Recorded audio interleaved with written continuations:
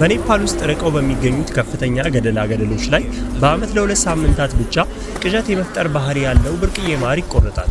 ማድሃኒ በመባል የሚታወቀው ይህ አስገራሚ ማር በሂማሊያ በሚገኙት የዓለማችን ግዙፍ ንቦች የሚዘጋጅ ነው። በውስጡም በጣም ኃይለኛ ናቸው የሚባሉትን ግራያና ቶክሲንስ በውስጡ ይዟል። እነዚህ እጾች ስሜታችሁን በማይታመን ሁኔታ ሊያዛቡና አእምሯችሁን ወደ አስገራሚ የቅዠት መንፈስ ሊመሩት ይችላሉ።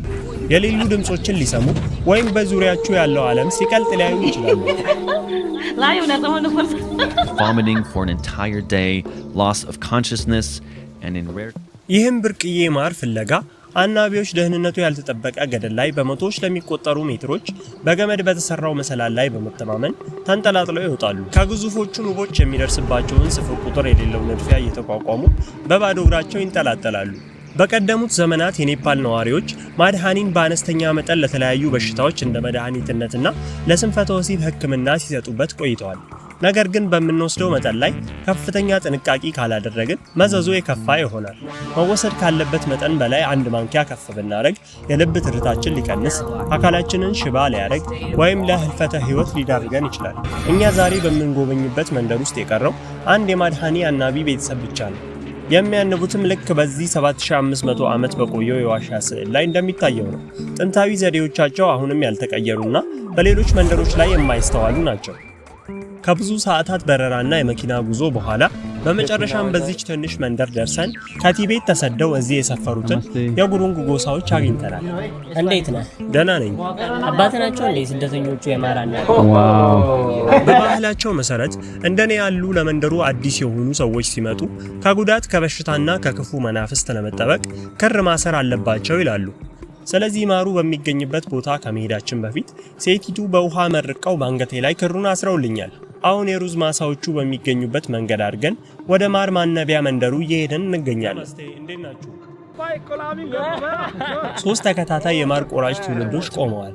ቡዲማን አባቱና አያቱ የአመታቱን ልፋታቸውን እጆቻቸው ይመሰክራሉ። ስሜ ናንዳ ላልታማንግ ይባላል። የማድሃኒ ነባ ከአያት ቅድመ አያቶቼ ጀምሮ ሲሰራ የቆየ ነው። በየአመቱ ማድሃኒ ፍለጋ ወደ ትላልቆቹ ገደላገደሎች ይሄዳሉ። ይህንን ስራ ለመስራት ድፍረት ያለው ሰው ያስፈልጋል። አሁን ሁሉም በስራ ተጠምደዋል።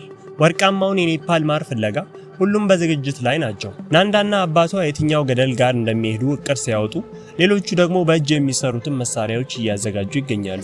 መሰላሉን ለመስራት ቀርከሃውን ለክተው በጥንቃቄ በመቆራረጥ በገመዱ ውስጥ እንዲገባና ለመርገጥ እንዲያመች ያደርጋሉ። በገደሉ ጫፍ ላይ ቆመው ናንዳና ሌሎቹ የመንደሩ ነዋሪዎች የመጨረሻ ዝግጅቶቻቸውን እያደረጉ ይገኛሉ። መሰላሉን በአንዱ ዛፍ ግንድ ላይ አጥብቀው እያሰሩት ነው። ይህም ወደ ንብ ቀፎዎቹ ቀረብ ለማለት ይጠቅማቸዋል። ይሄ የገመዱ ጫፍ ነው። ወደ ታች ከመውረዳቸው በፊት በትክክል ማሰር አለብን። መጀመሪያ እሳት ይነዳል። ከዛ ገመዶቹ ወደ ታች ይጥላሉ። እንጨቱ የት አለ? ያኛውን ስጠኝ። ይህ በእንዲህ እንዳለ ሌሎቹ ደግሞ አዲስ ከተቆረጡት ቅጠሎች ጋር አድርገው ትልቅ የቅጠል ጥቅልል እያዘጋጁ ይገኛሉ። በመሃሉ ላይ የዛፍ ቅርንጫፎች ተደርጎ በገመድ ይታሰራል። ይህ ግዙፍ የጭስ ምንጭ ማር ቆራጩ ከንብ መንጋው ራሱን የሚከላከልበት ብቸኛ መሳሪያው ነው። ንቦቹን ከማር ላይ ለማባረር እሳት ማቀጣጠል የግድ ነው። ያለ ጭስ ንቦቹ አይሸሹም። አንድ ጭሱ ከተሰራጨ በኋላ ይደነዝዛሉ። መጀመሪያ ንቦቹ ይቆጣሉ። ከዛ ቀስ በቀስ እንቅስቃሴያቸው ይቀንሳል። በእሳት የተቃጠልክበት አጋጣሚ አለ እንዴ? ገመዱ ከተቃጠለ ማር ቆራጩ አብሮ ሊቃጠል ይችላል።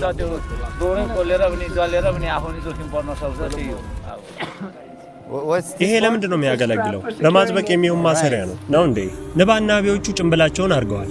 ወደ ታች የሚወርዱበት ሰዓት ደርሷል። የሚጠቀሙት መሰላል 80 ሜትር ርዝመት አለው። ነገር ግን ገደሉ ከዛም በላይ ይረዝማል። ናንዳ ይህን በመረዳት ከታች ከመጀመር ይልቅ ከገደሉ ጫፍ ወደ ታች መውረድ ጀምሯል። እኔ ከቀሪው ቡድን ጋር በመሆን ከገደሉ በታች ሆኜ ድጋፍ ሰጣለሁ። ቦታው በትንሽ ደቂቃዎች ውስጥ በተቆጡ ንቦች ስለሚሞላ የአናቢዎችን ልብስ መልበስ ግዴታ ነው። እሺ አሁን መሄድ ትችላለህ። ማድሃኒ ማር የሚመረተው የዓለማችን ግዙፏ በሆነችው አፒስ ላቦሪዮሳ ንብ ነው። 3 ሴንቲሜትር ቁመት ያላት ስትሆን ከተራዎቹ የንብ ዝርያዎች በመጠኗ በእጥፍ ትበልጣለች። በዛ ላይ ደግሞ ልብስን በቀላሉ የሚበሳ ረጅም መናደፊያ አላት። የማር ቆራጮቹ የመጀመሪያ ማረፊያቸው ከቀፎቹ በላይ ያለው ትንሽዬ ቦታ ነው። እዛ ቁጭ ብለው መሰላሉን ያመቻቻሉ። የናንዳ ጓደኛ መሰላሉ እንዳይወዛወዝ በገመዱ ወርዶ እታች ይጠብቃል። በዚህ በተቀናጀ የቡድን ስራ ማሩን ተቆርጦ ልንቀምሰው እንችላለን። ገደሉ ላይ ጫማ እናረግም። ለምንድን ነው? ባዶ እግራችንን ስንሆን የበለጠ ቆንጥጦ ለመያዝ ይመቸናል። ሚዛናችንንም መቆጣጠር ያስችለናል። ገደሉ የሚያንሸራትት ስለሆነ ለማር ቆራጮቹ አደገኛ ነው። የሰራተኞቹ ደህንነት የተጠበቀ አይደለም። ከወደቁም መሞታቸው የማይቀር ነው። በባለፈው ዓመት እንኳን 2 ሰዎች ሕይወታቸውን አጥተዋል። በአንድ የማር ቆረጣ ወቅት ብቻ እስከ 150 ጊዜ በንቦቹ ልንነደፍ እንችላለን። ብዙ ከተነደፍን ከመሰላሉ ላይም ልንወርቅ እንችላለን። ቀፎው ቁጥራቸው እስከ 100,000 በሚደርሱ ጥቁር የንብ መንጋዎች ተሸፍኗል። እያንዳንዱ የንብ መንጋ እስከ 1 ሜትር የሚረዝም ቀጥ ያለ የማር እንጀራ ይሰራል። ጭሱ በኃይለኛው እየጨሰ ይገኛል። ንቦቹ የተጠቁ ስለመሰላቸው ሆዳቸውን ወደ ላይና ታች በማንቀሳቀስ ጠላትን ለማስፈራራት እየሞከሩ ነው። እንዲህ የሚያደርጉት ራሳቸውን ልክ እንደ አንድ ትልቅ አካል በማስመሰል ጠላትን ግራ ለማጋባት ነው። ንቦቹ የካሜራ ድሮኑን እንኳን ሳይቀር እንደ ትልቅ በራሪ ፍጡር ቆጥረው እየተዋጉት ነው። አሁን በጣም አስቸጋሪው የሥራ ክፍል ላይ ደርሰናል። ናንዳ ብዙ ነገሮችን በአንድ ላይ መስራት ይኖርበታል። ቅርጫቱን ለመያዝ 2 ሸንበቆዎችን ተጠቅሟል። አንዱን ዘንግ በእግሩ እያረጋጋ በሌላኛው ዘንግ ደግሞ ማሩን ይቆርጣል። በእያንዳንዱ ማር ቆረጣ ጥቂትን ኪሎ ማር ለማግኘት ብዙ ጊዜ ሊነደፉ ይችላል። ግን ደግሞ ሳይሸበር ህመሙን ቻል አድርጎ መሰላሉ ላይ መቆየት አለበት። በዛ ላይ ፈጣንና ጥንቁቅ መሆን አለበት። ብቸኛ መተማመኛው ከገመድ የተሰራው መሰላል ነው። አንድ የተሳሳተ እንቅስቃሴ ለሞት ሊዳርገው ይችላል። Dangling from a rope ladder, defying desperate swarms.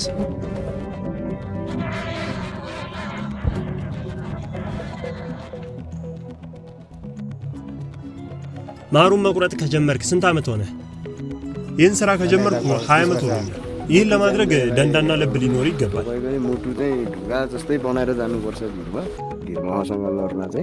ስራው አደገኛ ስለሆነ ማንኛውም ሰው ሊወጣው አይችልም። ሁሉም ሰው ይህን ማዳኒ ማር ይፈልገዋል። ነገር ግን ስራው የሚያስከትለውን መከራና ስቃይ ሲያዩ ይደነግጣሉ። እኛ ራሳችን ብዙ አንበላው። በአመት ውስጥ ጥቂት ማንኪያዎችን ብቻ ነው የምንቀምሰው። አንዴ ከበላኸው ለ24 ሰዓት ያህል ሰውነት ላይ ተጽዕኖ ያሳድራል። አንድ ማንኪያ ብበላ ምን ሆናለሁ? ትዝለፈልፋለህ፣ ታስታውካለህ፣ ከዛ ራስን ትስታለህ። 2 ማንኪያ ቢሆንስ ሰውነቴ ሽባ ይሆናል? ራስህን አታውቅም። ለአንድ ሙሉ ቀን ፓራላይዝ እንደሆነ ሰው ትዘረራለህ። መዝነብ ስለጀመረ ተመልሰን እየሄድን ነው። ካሜራዎቻችን እንዲርሱ ስለማንፈልግ ወደ መንደሩ መመለስ አለብን። ከማር ቆራጮቹ ጋር እዛው መንደር ውስጥ እንገናኛለን። ምግብ እያበሰልን እያለ መብራት ጠፋ። አሁን ላይ ኔፓል ውስጥ ዝናብ የተለመደ ሆኗል። እስካሁን መብራት ለ3 ሰዓታት ያህል ጠፍቷል። በዛ ላይ እየጨለመም ነው። ማር ቆራጮቹ ደግሞ ገና ወደ መንደሩ አልተመለሱም። ሜጉ አሁንም መብራት ስላልመጣ በባትሪ ታግዞ አትክልትና ሩዝ እያበሰለልን ነው። ሁሉም ማር ቆራጮች ከረጅሙ ቀን በኋላ በመጨረሻም ወደ መንደራቸው ተመልሰዋል። ንብ ነደፈ እንዴ? ፊትህን ነድፈውካል። ደግሞ በጣም ነው የሚያምረው። አንዷ ንብ አሁንም ልብሴ ውስጥ ናት። ንቦቹ በመላ ሰውነቴ ላይ ነበሩ። ዛሬ ስንት ሊትር ማር ቆረጡ? 40 ሊትር ይሆናል። አየሩ ጥሩ ከሆነ ነገ ትሄዳላችሁ እንዴ? ዝናብ ገደሉን የሚያዳልጥ እንዲሆን ያደርጋል። ጠርዙንም ደግሞ የበለጠ አደገኛ ያደርገዋል። ነገ አየሩ ጥሩ የሚሆን ከሆነ እንሄዳለን። እስቲ በአባት ላይ የደረሰውን ነገር ንገረኝ። መጀመሪያ ጥሬ እንቁላል ከማር ሃኒ ጋር ቀላቅሎ በላ። ከግማሽ ሰዓት በኋላ ወደ ሽንት ቤት ሄዶ እዛው ሌሊቱን በሙሉ ተኝቶ አደረ። በማግስቱ ጠዋት ደግሞ በሁለት እጆቹና እግሮቹ ደረጃውን እየዳኸ በዚህ በር ወጥቶ ሮጠ። ለ3 ቀናትም ባለማቋረጥ ተኛ። ደግሞም ከራስ እስከ እግር ጥፍሩ ሰክሮ ነበር። ዛሬ ማድሃኒን ለመቅመስ ጓጉቼ ነበር። ነገር ግን አሁን ከምሽቱ 4 ሰዓት አልፏል። ሁሉም ለነገው ማር ቆረጣ ሲባል በጠዋት መነሳት አለባቸው። በምሽት ማንም ሳይኖር ለብቻ ሆኖ ማሩን መቅመስ ደግሞ በተለይም ከጤና ተቋም ርቆ በሚገኝ መንደር ውስጥ ሲሆን ደህንነቱ ያሰጋል። ስለዚህ ማድሃኒን ለመቅመስ እስከ ነገ መጠበቅ ይኖርብናል።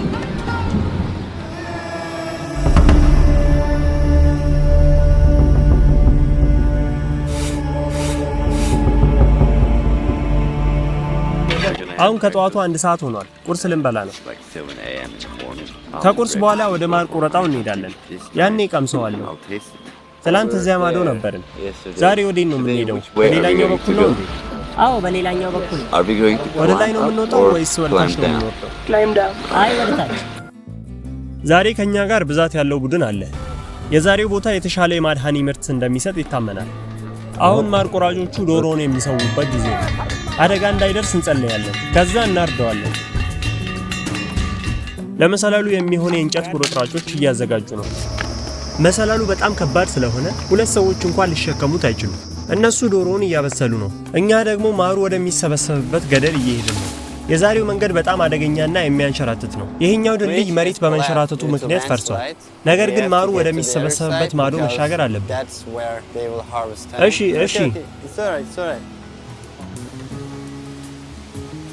ድልድዩ እየተወዛወዘ ስለሆነ ተቀናጅተን መሄድ አለብን። በጣም አደገኛ ነው። ደህና ነህ? አዎ ደህና ነኝ። አንተስ? እኔም ደህና ነኝ። እሺ መጣሁ። ከማሩም በላይ ከባዱ ነገር የመቁረጥ ሂደቱ ነው። አንድ ሰው ከዛ ጫፍ ላይ ቢወድቅ በሕይወት የመትረፍ እድል የለውም። ቢያንስ 100 ሜትር ይሆናል። ልብሱን አውልቄው ነበር፣ ግን ንቦቹ ሊወሩኝ ስለሚችሉ መልሼ እንድለብሰው ነግሮኛል። ገና እየጠበቅን እያለን ራሱ አንዳንድ ንቦች በላያችን ላይ መጸዳዳት ጀምረዋል። በጣቱ ላይ የምታዩት የንብ ዳሪ ነው። ናንዳና ሌሎቹ አናቢዎች ወደ ስራቸው ተመልሰዋል። መሰላሉና የሚቀጣጠለው ጥቅልል ወርታች ተለቋል። የማድሃኒም ቆረጣ ተጀምሯል። እንጨቱን በእግሩ እንዴት እንደሚያረጋጋው ተመልከቱ። ድንቅ ነው። ልክ እንደ አክሮባት ይመስላል። የማሩ ግሪያና ቶክሲን የሚገኘው በሂማላያ ከሚበቅለው ሮዶዴንድሮን አበቦች ዘለላ ነው። ንቦቹ 1 ኪሎ ግራም ማር ለመስራት 4 ሚሊዮን አበቦችን መጎብኘት አለባቸው። አንዲት ንብ ደግሞ በህይወት ዘመኗ የምታመርተው የሾርባ ማንኪያን 1/12ኛ ብቻ ነው። ስለዚህ አሁን ልቀምሰው ያሰብኩት 200 ግራም ማር ከፍተኛ ግሪያና ቶክሲን ይኖረዋል። ማሩ በአሁን ጊዜ በገበያ ላይ እስከ $400 እየተሸጠ ይገኛል። ሆኖም ግን ህይወታቸውን አደጋ ላይ የሚጥሉት ማር ቆራጮች $50 እንኳን አይከፈላቸውም። አሁን በማር የተሞላው ቅርጫት ከገደሉ ወደ ታች እየወረደ ነው። አባ ጨጓሪዎችን፣ የሞቱ ንቦችንና ሌሎች የማይፈለጉ ነገሮችን ለማጣራት የፕላስቲክ ወንፊትን ተጠቅመው ማሩን እያጣሩ ነው። በመጨረሻም ማድሃኒን የመቅመሻ ጊዜው ደርሷል። ነገሮች አጓጊ የሚሆኑበት ምዕራፍ ላይ ደርሰናል። መጠነኛ መራራነት ያለው ጣፋጭ ነው። የግሪያና ቶክሲኑ ስሜት ገና ካሁኑ እየተሰማኝ ነው። እየለበለበ ነው አይደል? አዎ፣ የተለየ ስሜት አለው። አፍህን ቀስ እያለ ያቃጥላል። ልክ እንዳልከው እያረገኝ ነው። ስሜቱ ልክ የሚያቃጥል ነገር እንደመብላት ነው። አዎ፣ ነገር ግን ያላሰብንበት ችግር አለ። ማሩን እየቀመስክ እያለ ውጣዋል። እዚሁ ገደል ውስጥ እያለን 45 ደቂቃ አልፎ ካሰከረ ተሸክመን ወደ ላይ መውጣት ይከብደናል። እዚሁ ጫካ ውስጥ እያለው መስከር ወይም ራሴን መሳት አልፈልግም። ስለዚህ በፍጥነት እየተጓዝኩ ነው። በዚህ ማር ስትሰክር ለ12 ሰዓታት እንደሞቱ ሰው ትሆናለህ። ሰውነትህን በጭራሽ ማንቀሳቀስ አትችልም። አዎ፣ በዚህ ተራራ ላይ አንተን ተሸክሞ መውረድ በጣም ከባድ ይሆንብናል። በዛች ትንሽ መጠን ይሰከራል እንዴ? አንዳንዴ አዎ። ወደ መኖሪያ መንደሩ ለመመለስ ረጅም መንገድ ይቀረናል። እንዳይመሽብን እየተጣደፍን ነው። ሰውነቴ እንደማይከዳኝ ተስፋ አረጋለሁ። ከፍታው ላይ ስለደረስን እዚህ ጋር ትንሽ ረፍት እናደርጋለን። ካስታወሳችሁ ቅድም ዶሮ ታርዶልን ነበር። አሁን የምንበላበት ሰዓት ደርሷል። ወንድሜ ውሰድ። አመሰግናለሁ። እሱ ብዙ ጊዜ ተነድፏል። ከሁሉም ግን የበለጠ የሚያመው በታችኛው ከንፈሩ ላይ ያለው እብጠት ነው። ጎልቶ ይታያል። ምግብ መብላት መርዙ ወደ ደም ውስጥ የሚገባበትን ፍጥነት ይቀንሰዋል። ስለዚህ አሁን ቀስ እያልን መሄድ እንችላለን። ማድሃኒ የመጀመሪያው ለባዮሎጂያዊ የጦር መሳሪያነት የተጠቀሙበት ነገር ሲሆን በ67ኛው ዓመተ ዓለም ሮማውያን የጥቁር ባህር ዳርቻዎችን በወረሩበት ወቅት የፓንቲስ መንግስት ወታደሮች የማድሃኒ ቀፎዎችን ሮማውያን በሚያልፉበት መንገድ ላይ አንጠለጠሉ። ከዛ ሮማውያን ያንን በልተው ክፉኛ ሰከሩ። ተከትሎም ጠላታቸውን ከራሳቸው ላይ መከላከል ስላልቻሉ በሚያሳዝን ሁኔታ እዛው በተኙበት ተገደሉ። ትክክለኛውን መጠን ስወስድ ግልጽ ሆኖ ይታየኛል። አእምሮዬ ፈጣን ይሆናል። የበለጠም መስራት እችላለሁ። አንዳንዴ ደግሞ ለሜዲቴሽን እጠቀመዋለሁ። ትክክለኛው መጠን ምን ያህል ነው? እንደ ማሩ አይነት ይወሰናል። ይሄኛው በጣም ኃይለኛ ነው። ለእኔ አንድ የሾርባ ማንኪያ ይበቃኛል። ከልክ በላይ ከበላህ በጣም መጥፎ ይሆንብሃል። በመጨረሻም ያለምንም ችግር የመንደሩ መግቢያ ላይ ደረሱ። አሁን ለመጨረሻ ጊዜ የማድሃኒን ልበላ ነው። በዚህኛው ዙር ብዙ ነው የበላሁት። ብዙ በላው አይደል?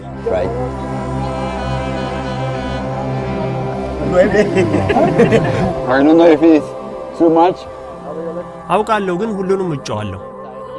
ክፉኛ እንደማልታመም ተስፋ አረጋለሁ። ጣዕሙ በጣም መራራ ከመሆኑ የተነሳ እያሳለኝ ነው። ውጤቱን በዝርዝር ነግራቸዋለሁ።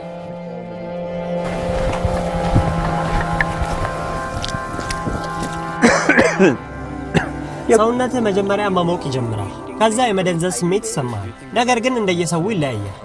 ማሩን ያበዛውት ይመስልሃል? አልበዛም፣ ግን ውጤቱ የምናየው ይሆናል። አንዱ ጓደኛችን ትንሽዬ በልቶ እንኳን እያስመለሰው ነው። ምን እንደሚፈጠር አላወቅኩም። ሁሉም ሰው የተለያዩ ስሜት ነው የሚኖረው። ጊዜ ሰጥተን ምን እንደሚፈጠር እኔ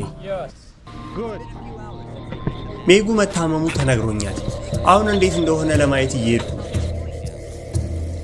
እንዴት ነህ? ደህና አይደለሁም። ምን ያህል በላ? ትንሽ ብቻ። እኔ እኮ ከዛ በላይ በልቻለሁ። መተኛት ትፈልጋለህ? እንተው። ብርድ ብሎኛል። እግሬና ጣቶቼ በጣም ቀዝቅዘዋል።